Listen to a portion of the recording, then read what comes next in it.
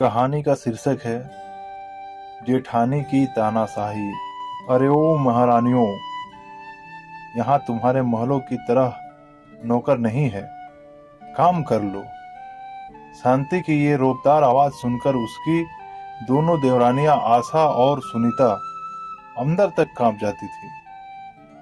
जरा से फुर्सत के पल भी वो दोनों एक साथ नहीं गुजार सकती थी। दोनों के पति कमल और सुशील उनके बड़े भाई रामचरण के साथ एक ही दुकान पर काम करते थे। बात दोनों तरफ एक जैसी थी।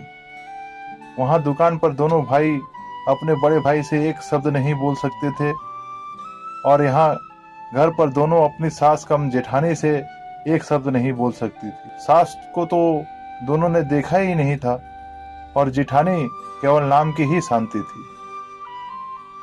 दोनों भाइयों का रामचरण के आदेश पर दुकान के काम में पीले रहना और घर में शांति के आदेश पर आशा और सुनीता का घर के काम में पीले रहना अब नियति बन चुका था। हालांकि कमल और आशा की शादी को अभी 1 साल और सुशील और सुनीता की शादी को सिर्फ 8 महीने ही हुए थे। दोनों देवरानियां देर रात को जब घर के काम से निपटती तो अपने हारे थके पतियों से कोई शिकायत नहीं कर पाती थी। लेकिन पतियों को सब पता था, पर वो व्यवस्था से कुछ ना कह पाते। दोनों भाई सब कुछ जानते और समझते थे, पर कुछ कह नहीं पाते थे। माँ बाप के मरने के बाद भाभी ने बड़े भाई को ऐसा काबू में किया कि वो तो ना कुछ देखते थे और ना ही कुछ बोलते थे। घर में सिर्फ शांति भाभी का ही राज था।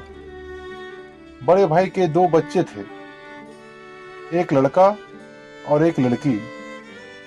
दोनों भाई अपने उन भतीजे और भतीजी पर जान छिड़कते थे, पर भाभी ने कभी अपने देवरों को नौकर से ज्यादा कुछ नहीं समझा। हर बात में दुभांत करना भाभी की अब आदत सी बन गई थी। दोनों के दिल में भाभी के वैसे तो हर बात चुभती थी, पर एक बात आज भी उनके दिल में नस्तर की तरह चुभी हुई थी, जो कमल और सुशील की शादी से पहले हुई थी। हुआ यूं कि एक दिन तीनों भाई एक साथ खाना खाने बैठे।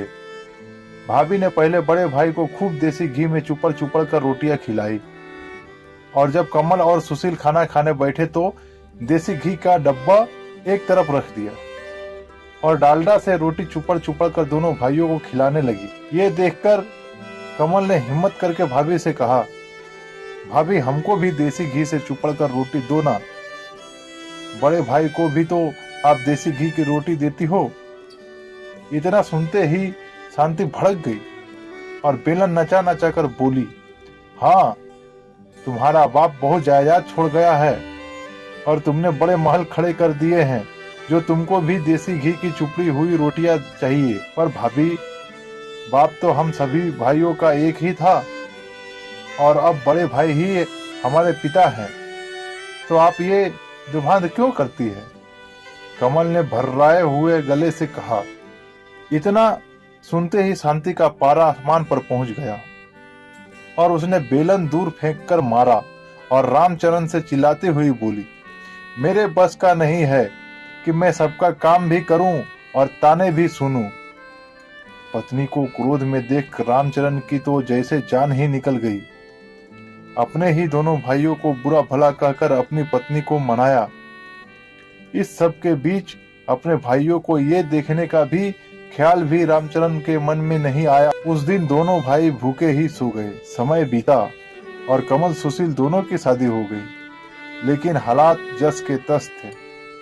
भाई अपने दोनों भाइयों को इसलिए घर से नहीं निकालता था कि इनसे अच्छे नौकर उसको कहाँ मिलेंगे, और भाभी को अब 2 अच्छी नौकरानियां मिल गई थी। पर कहते हैं कि समय एक सा कभी नहीं रहता। समय बीतता गया और कमल और सुशील के भी बच्चे हुए। घर छोटा पड़ने का बहाना बनाकर शांति और रामचरण ने दोनों भाइयों को अलग कर दिया। दोनों भाइयों को खाली हाथ घर से निकाल दिया, पर दोनों भाइयों ने अपनी एकता को अटूट रखा और एक ऐसा घर लिया जहां वे दोनों अपने परिवार सहित रहने लगे। भाई के व्यवहार से भी दोनों का मन खट्टा हो गया और दोनों भाइयों ने अलग अलग नौकरी कर ली और सुखपूर्वक अपने परिवार में मगन रहने लगे। शांति खुश थी कि दोनों भाइयों को बिना कुछ दिए सब कुछ उसका हो गया। समय अपनी गति से चल रहा था। एक दिन रामचरण और शांति के बेटे का भी ब्याह हो गया। शांति बड़े अरमानों से अपने बेटे के लिए बहू लेकर आई थी।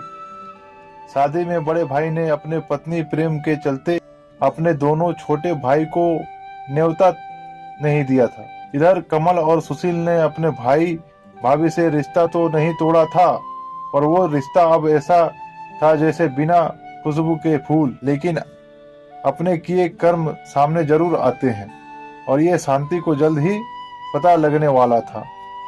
समय ने करवट ली। रामचरण अब बीमार रहने लगा था और ज्यादातर घर पर ही रहता था। दुकान अब बेटे ने संभाल ली थी। एक दिन बेटा खाना खा रहा था और बहू बड़े प्यार से खूब घी चुपड़ चुपड़ कर अपने पति को रोटियां खिला रही थी। शांति रामचरण के पास बैठी हुई ये सब देख रही थी। बेटे के खाना खाने के बाद रामचरण खाना खा रहा था और शांति उसके साथ ही बैठी हुई थी। बहू रोटियां बना बनाकर रामचरण की थाली में रखती जा रही थी। रोटियां नाम मात्र की चुपड़ी हुई और जली जली सी बन रही थी, पर कहते हैं ना कि बंदर कितना भी बूढ़ा हो जाए गुटकी मारना नहीं छोड़ता, और इसी नीति के अनुसार शांति ने कड़क कर बहू से कहा, क्यों रे, ये रोटियां कैसे बना रही है? तेरी माँ ने क्या ऐसी ही रोटी बनानी सिखाई है? बस इतना सुनना था कि बहू रानी रसोई से बेलन लहराती हुई आई और शांति पर बरस पड़ी। देखो सासू माँ, मेरी माँ पर मत जाना, और रही बात मेरी माँ ने क्या क्या सिखाया है, तो उन्होंने जो सिखाना था वो सिखा चुकी। अब मुझसे बात करो। और क्या हो गया जो जरा सी रोटी जल गई? खा लोगे तो कुछ तो नहीं जाएगा। जो सारा दिन अपना हाड़ पेले रहता है दुकान पर, उसका ध्यान करो या इनका, जो सारे दिन घर पे पड़े रहते हैं। रामचरण खाना बीच में ही छोड़कर अपने कमरे में चला गया। दूसरे कमरे में ये सब सुन रहे बेटे को चुप देखकर शांति बस भगवान से ये प्रार्थना कर रही थी कि ये दिन देखने से पहले वो मर क्यों नहीं गई। एक मेरे देवर और देवरानियां थी जिन्होंने आंख उठाकर भी हम भैया भाभी को कभी नहीं देखा।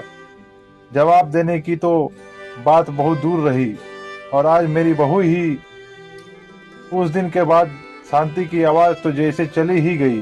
जैसा बहू और बेटा चला रहे थे उसी तरह ही जिंदगी को चलाने का शांति और रामचरण ने समझौता कर लिया।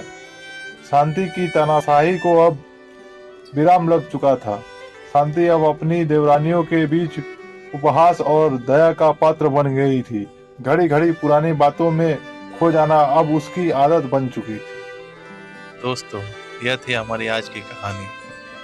उम्मीद करता हूँ आपको अच्छी लगी होगी। आपका क्या कहना है इस कहानी के बारे में? कमेंट करके हमें ज़रूर बताएं। धन्यवाद।